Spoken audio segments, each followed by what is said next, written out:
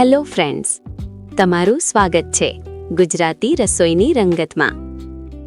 આજે આપણે બનાવીશું ગરમીમાં ઠંડુ ઠંડુ પીવાની મજા પડી જાય તેવો એકદમ ટેસ્ટી બદામ શેક. આ બદામ શેક આપણે એકદમ ઘટ, ક્રીમી અને મલાઈદાર બનાવીશું. આ બદામ શેક ઓછા ખર્ચમાં અને એકદમ ઝડપથી બનીને તૈયાર થશે. તો ચાલો શરૂ કરીએ બદામ શેક બનાવવાનું. બદામ શેક બનાવવા માટે આપણે એક જાડા તળિયાવાળી કડાઈ લઈશું. કડાઈમાં મેં 2 ચમચી જેટલું પાણી ઉમેર્યું છે, જેથી કરીને દૂધ તળિયે ચોંટી ના જાય. હવે એમાં આપણે ફૂલ ફેટવાળું દૂધ લેવાનું છે. હું અહીંયા 2 કપ જેટલું દૂધ ઉમેરું છું. દૂધ મલાઈવાળું જ લેવાનું છે. ગરમ કરીને મલાઈ કાઢેલું દૂધ ઉપયોગમાં નથી લેવાનું. એકદમ ફૂલ ફેટવાળું જ દૂધ લઈશું. આપણે ટોટલ 2 કપ દૂધ લીધું છે. વજનમાં જોઈએ તો આ 500 મિલી દૂધ છે. હવે આ દૂધને આપણે ધીમા ગેસ ઉપર ગરમ કરી લઈશું. દૂધ ગરમ થાય એ પહેલાં આપણે એક વાટકીમાં 2 ચમચા જેટલું ઠંડુ દૂધ કાઢી લઈશું. આ દૂધને આપણે પછીથી ઉપયોગમાં લેવાનું છે. હવે ધીમા તાપે દૂધ ગરમ થાય ત્યાં સુધી આપણે બદામની પેસ્ટ બનાવી લઈશું. મેં અહીંયા 15 થી 20 નંગ બદામ લીધી છે. આ બદામને મેં 3 થી 4 કલાક પલાળી રાખી હતી. જો તમારે ઇન્સ્ટન્ટ બદામ શેક બનાવવો હોય તો બદામને ગરમ પાણીમાં 15 થી 20 મિનિટ પલાળી રાખવાની, તો પણ બદામ સરસ પલળી જશે.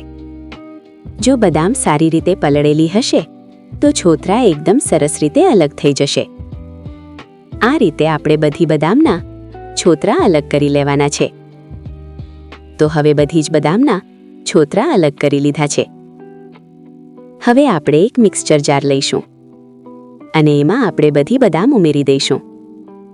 આમાં થોડુંક દૂધ ઉમેરીશું અને એકદમ સરસ પેસ્ટ બનાવી લઈશું.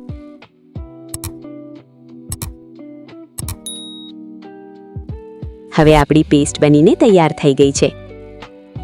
જુઓ, આ રીતે આપણી પેસ્ટ બનાવવાની છે. એકદમ ક્રશ નથી કરવાનો, થોડું દાણેદાર રાખીશું, જેથી જ્યારે આપણે બદામ શેક પીએ ત્યારે બદામ શેક દાણેદાર લાગે. હવે આને આપણે સાઈડમાં મૂકી દેવાનું. તો જુઓ, હવે આપણું દૂધ ઉકળી ગયું છે. આ ફરતી બાજુ જે મલાઈ ચોંટી હોય તે બધી મલાઈ દૂધમાં સારી રીતે મિક્સ કરી લેવાની. હવે આ દૂધમાં મેં 3 ચમચી જેટલી ખાંડ ઉમેરી છે. જો ખાંડ તમારે તમારા ટેસ્ટ પ્રમાણે વધારે કે ઓછી કરવી હોય તો કરી શકો છો. હવે આ બધું સારી રીતે મિક્સ કરી લેવાનું. હવે મેં અહીંયા પહેલા વાટકીમાં જે ઠંડુ દૂધ કાઢ્યું હતું એમાં 1 ચમચી કસ્ટર્ડ પાવડર ઉમેરીશું. વેનીલા ફ્લેવરનો કસ્ટર્ડ પાવડર લીધો છે. આ કસ્ટર્ડ પાવડર આપણે ઠંડા દૂધમાં જ મિક્સ કરવાનો છે. જો ગરમ દૂધમાં તમે મિક્સ કરશો તો પાવડરની ગાંઠો થઈ જશે અને એકદમ સરસ રીતે ઓગળશે નહીં. જો ઠંડા દૂધમાં પાવડર ઓગાળશો તો એકદમ સરસ રીતે ઓગળી જશે. કસ્ટર્ડ પાવડર આપણે 1 જ ચમચી ઉપયોગ કરવાનો છે. જો વધારે ઉપયોગ કરીશું તો બદામ શેકમાં કસ્ટર્ડ ફ્લેવર વધારે આવશે અને બદામની ફ્લેવર ઓછી થઈ જશે. એટલે કસ્ટર્ડ પાવડર આપણે 1 ચમચી જ ઉમેરીશું. આપણે દૂધને થોડું ઘટ બનાવવા માટે કસ્ટર્ડ પાવડરનો ઉપયોગ કરવાનો છે. હવે આ કસ્ટર્ડવાળું દૂધ ધીમે ધીમે ઉમેરતા જઈશું અને ચમચાથી હલાવતા જઈશું. આ સમયે ગેસ એકદમ ધીમો રાખીશું. આ સમયે દૂધ હલાવવું ખૂબ જ જરૂરી છે, નહીંતર કસ્ટર્ડ પાવડરની ગાંઠો બની જશે અને દૂધ નીચે ચોંટી જશે. હવે આ દૂધને આપણે એકદમ સરસ રીતે ઉકળવા દઈશું. જેમ જેમ દૂધ ઉકળશે એમ આપણું દૂધ એકદમ ઘટ્ટ થશે. હવે હું અહીંયા થોડોક એલચી પાવડર ઉમેરું છું. એલચી પાવડરથી બદામ શેકમાં એકદમ સરસ ટેસ્ટ અને ફ્લેવર આવશે. હવે જે આપણે બદામવાળી પેસ્ટ બનાવી હતી તે પેસ્ટ દૂધમાં ઉમેરી દેવાની છે અને આ બધું સારી રીતે મિક્સ કરી લેવાનું.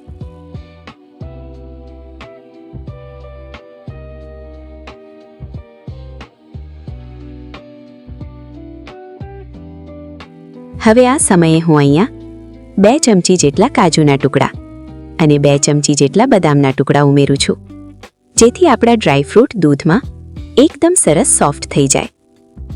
ડ્રાયફ્રૂટ તમે તમારા ટેસ્ટ પ્રમાણે વધારે કે ઓછા કરી શકો છો. તમે બજારમાં જ્યારે બદામ શેક પીવો છો ત્યારે પણ આ રીતે ડ્રાયફ્રૂટ હોય છે અને આપણો બદામ શેક એકદમ સરસ ટેસ્ટી પણ લાગશે. જુઓ, હવે ધીમે ધીમે આપણું દૂધ એકદમ સરસ ઘટ્ટ થવા લાગ્યું છે અને આપણા ડ્રાયફ્રૂટ પણ એકદમ સરસ સોફ્ટ થઈ ગયા છે. તો હવે આપણે ગેસ બંધ કરી લેવાનો છે. હવે આને એકદમ સરસ રીતે ઠંડુ થવા દઈશું. જ્યાં સુધી રૂમ ટેમ્પરેચર પર ના આવે ત્યાં સુધી આ રીતે હલાવતા રહીશું અને ઠંડો કરી લઈશું. પછી જ આને આપણે ફ્રીજમાં મૂકવાનો છે. જો તમે એમનામ ફ્રીજમાં મૂકી દેશો તો ઉપર મલાઈ જામી જશે. તો આમાં મલાઈ જામવા દેવાની નથી, એકદમ હલાવીને જ ઠંડો કરી લેવાનો છે. હવે એકદમ સરસ ઠંડો થઈ ગયો છે તો એક બાઉલમાં બધું બદામ શેક લઈ લઈશું અને ફ્રીજમાં આપણે 3 થી 4 કલાક માટે એકદમ સરસ ઠંડો થવા દઈશું, અથવા તો બરફના ખાનામાં 10 થી 15 મિનિટ માટે મૂકી શકો છો. તો હવે 3 થી 4 કલાક થઈ ગયા છે. આપણો બદામ શેક એકદમ સરસ ઠંડો થઈ ગયો છે. બદામ શેક ઠંડો હશે તો જ પીવાની મજા આવશે, એટલે એકદમ ઠંડો થવા દેવાનો છે. જુઓ, ઠંડો થયા પછી એકદમ સરસ ઘટ્ટ અને મલાઈદાર બહાર બજારમાં મળે તેવો જ તૈયાર થયો છે. તો ચાલો હવે આપણે આને સર્વિંગ ગ્લાસમાં લઈ લઈશું. બજારમાં મળે એવો જ એકદમ ઘટ્ટ અને મલાઈદાર બદામ શેક બનીને તૈયાર થઈ ગયો છે. હવે ઉપરથી આપણે બદામની કતરણથી ગાર્નિશિંગ કરીશું. આ ગરમીની સિઝનમાં ઠંડો ઠંડો બદામ શેક પીવાની ખૂબ જ મજા આવે છે. તમારે બીજા કયા શેક બનાવતા શીખવું છે તે મને કોમેન્ટમાં જરૂરથી જણાવજો. જો તમને મારી રેસિપી પસંદ આવી હોય તો વિડીયોને લાઈક કરજો. હજી સુધી મારી ચેનલને સબસ્ક્રાઇબ ના કરી હોય તો સબસ્ક્રાઇબ કરજો. બાજુમાં રહેલું બેલ આઇકન દબાવવાનું ભૂલતા નહીં. તો ફરી મળીએ નવી રેસિપી સાથે. ત્યાં સુધી બાય બાય. જય શ્રી કૃષ્ણ, જય માતાજી.